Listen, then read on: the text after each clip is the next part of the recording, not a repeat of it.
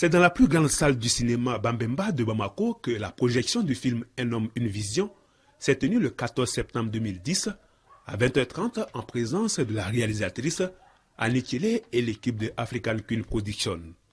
Très attentifs, les cinéphiles bamakois, hommes politiques, ambassadeurs, présidents d'institutions, membres de la société civile, invités de marques tels que Cheikh Oumar Sissoko, réalisateur et ancien ministre malien de la Culture, ont suivi de bout en bout les belles images ainsi que les riches témoignages qui rythment les séquences du film Un homme, une vision d'une durée d'1h40. Ceux qui croient en une Afrique digne ont apprécié la trame qui aligne les tranches de vie de Gbagbo Laurent, son enfance dans son village natal, sa vie d'opposant forcé à l'exil, son combat politique jusqu'au fauteuil présidentiel, son accession à la présidence de la République et sa gestion de la grave crise qui a frappé de plein fouet la Côte d'Ivoire en septembre 2002. Au sortir de la salle de projection, les Bamakois ont livré leurs sentiments. Ça m'a permis de me situer sur les données de Gbagbo. C'est un homme, c'est un tigre quoi. Le film là m'a beaucoup, vraiment, ça m'a travaillé. C'est un homme sans rancune. Auparavant, on avait une idée, comme beaucoup Maliens d'autres, on avait une idée arrêtée sur Laurent Gbagbo, sur l'homme. Mais avec ce film, on a compris beaucoup de choses. On a vu vraiment la détermination de l'homme. Sa détermination, c'est quoi? C'est la Côte d'Ivoire, c'est l'Afrique. C'est un bon africaniste, un grand patriote qui rend à l'Afrique sa fierté et sa dignité. Je pense que c'est ce message que nous devons comprendre, ne pas laisser aux autres décider à notre place. Je crois qu'il y a des problèmes qui se sont déroulés en Côte d'Ivoire dont les gens n'ont pas les informations. Et je crois qu'après ce film-là, ce film permettra d'éveiller la conscience de tout le monde.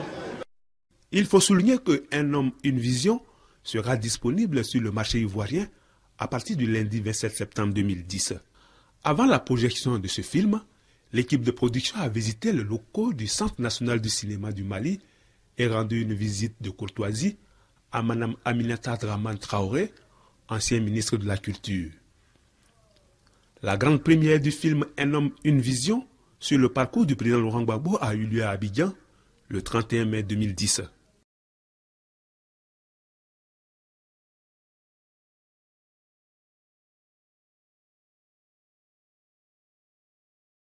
C'est dans la dynamique de la projection du film Un homme, une vision de la réalisatrice Annie Thielé au cinéma Bambemba de Bamako, projection qui a d'ailleurs eu un franc succès, que cette conférence a été organisée. Une conférence témoignage sur le combat politique de Laurent Gbagbo prononcé par Ibrahim Boubacar Keïta, connu sous le pseudonyme de Ibeka. Président du Rassemblement pour le Mali, il fut Premier ministre et président de l'Assemblée nationale du Mali.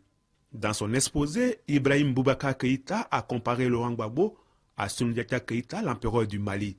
Puis, d'ajouter que Laurent Gbagbo est un génie politique qui, aujourd'hui, fait la fierté non seulement de la Côte d'Ivoire, mais aussi des Africains dignes de cette appellation.